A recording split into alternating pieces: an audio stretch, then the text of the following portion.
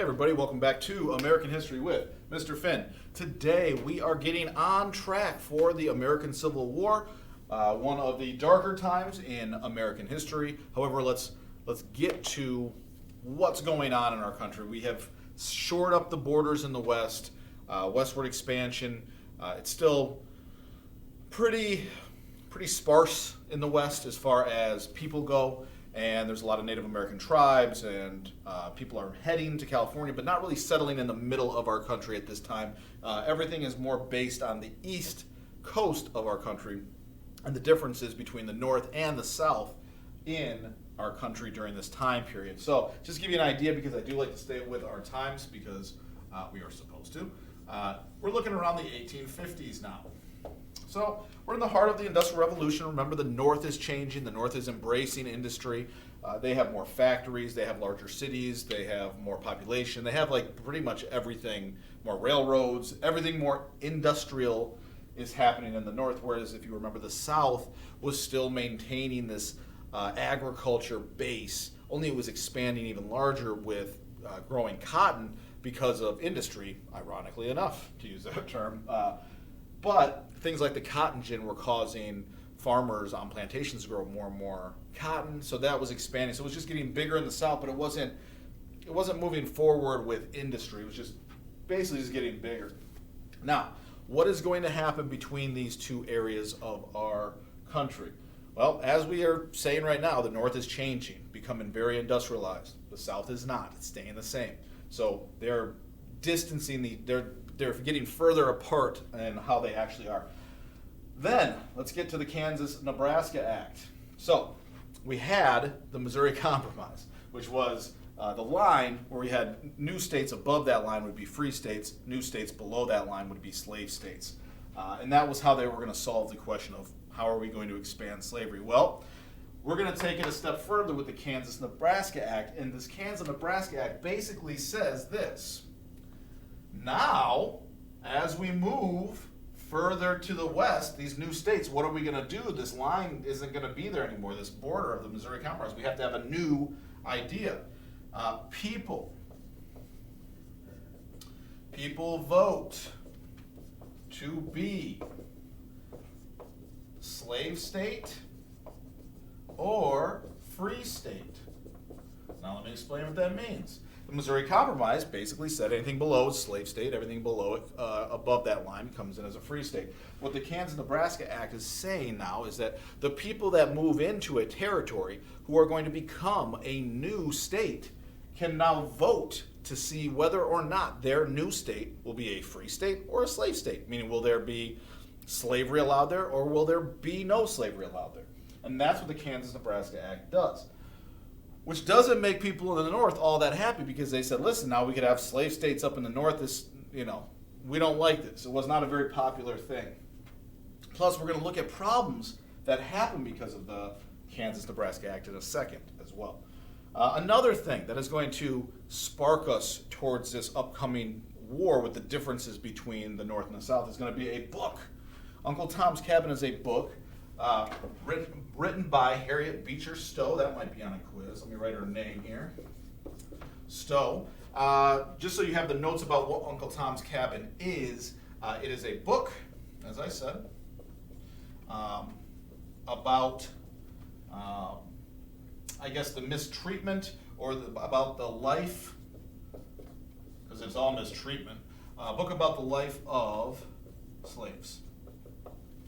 And about like a slave family, and it basically talks about what slavery is like. And why this becomes important is because Uncle Tom's Cabin, this book, is going to be read by people in the North. They're going to be like, wow, slavery is really terrible. I already didn't like it because I live in a free state in the North, but now I'm reading about the life of these slaves, and their life is terrible. They're mistreated. This is not good. We need to stop this. And it just gets people in the North to feel more and more that slavery needs to come to an end, which is not something that the people in the South wanted. So it's another example of something that's going to divide the people. The people in the North are starting to feel a certain kind of way about slavery, not liking it.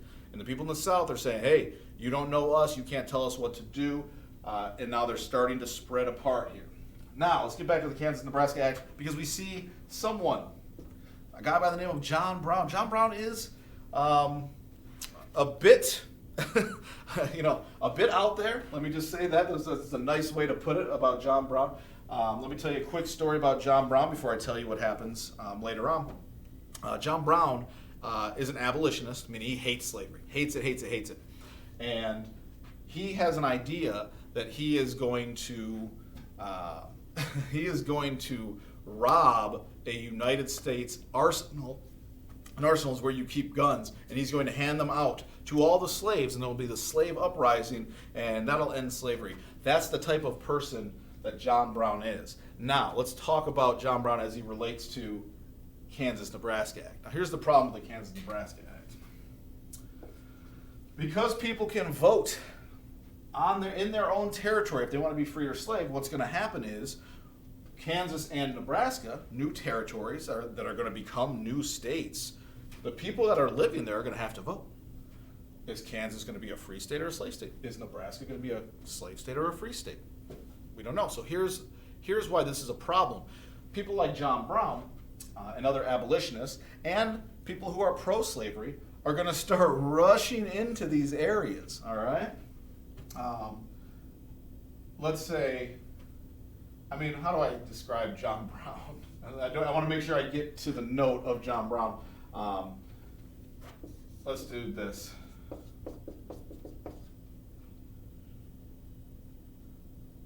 Abolition leader, I guess. Abolitionist leader. That's kind of what he would be, just so you have it there for a note.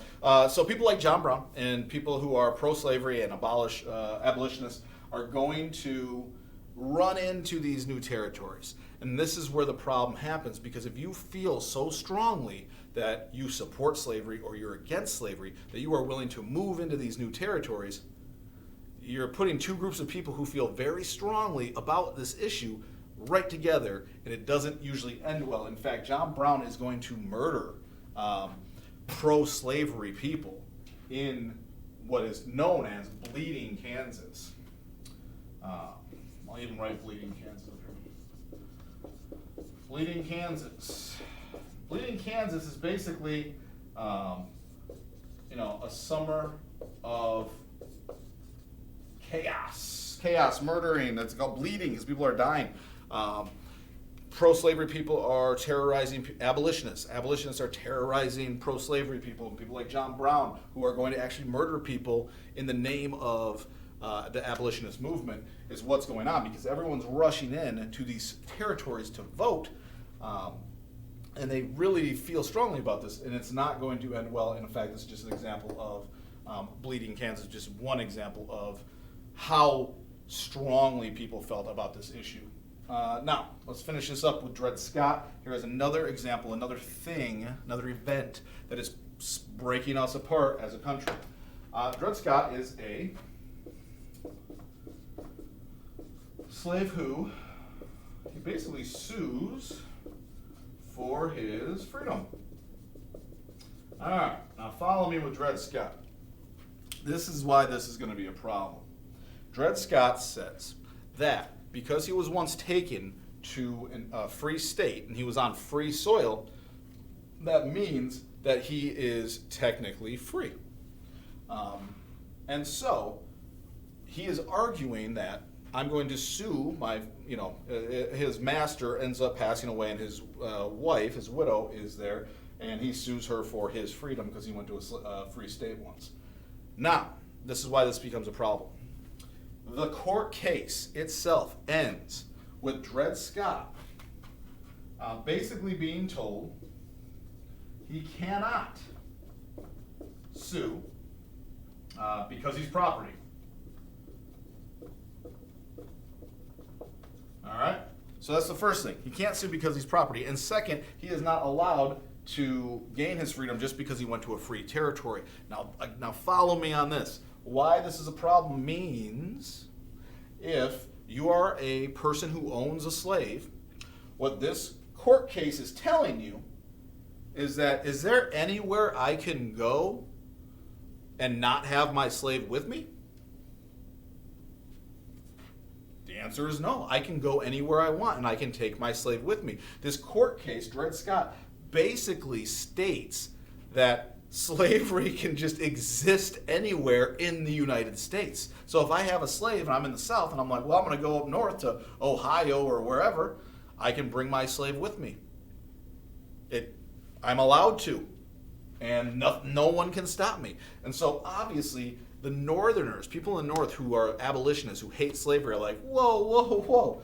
You mean to tell me Southerners can just walk up here to the North and bring their slaves with them? We are a free state. Like, there is no slavery here. And the court, the judges are saying, yes, they can. Sorry. They can bring their slaves right into your free state. Nothing you can do about it. Now, this is going to absolutely enrage Northerners, because they're going to say, listen, like, by this argument, slavery is free everywhere. There's no such thing as free states anymore if you're saying that slaves can go anywhere with their masters. And so people are at a point, think about this. Let's break this down. Uncle Tom's Cabin people in the North are hearing more about the slaves' lives in general. John Brown in Bleeding, Kansas, and the KansasNebraska Act, people are actually being killed and terrorized over this issue of slavery.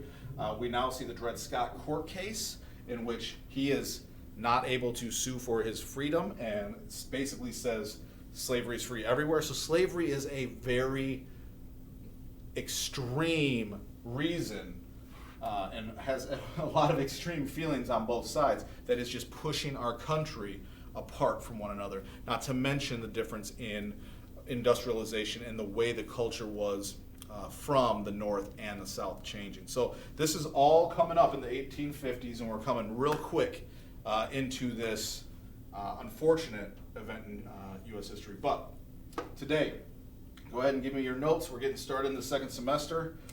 And make sure it's today, because I'll do participation and attendance for that. And let's get the second semester started.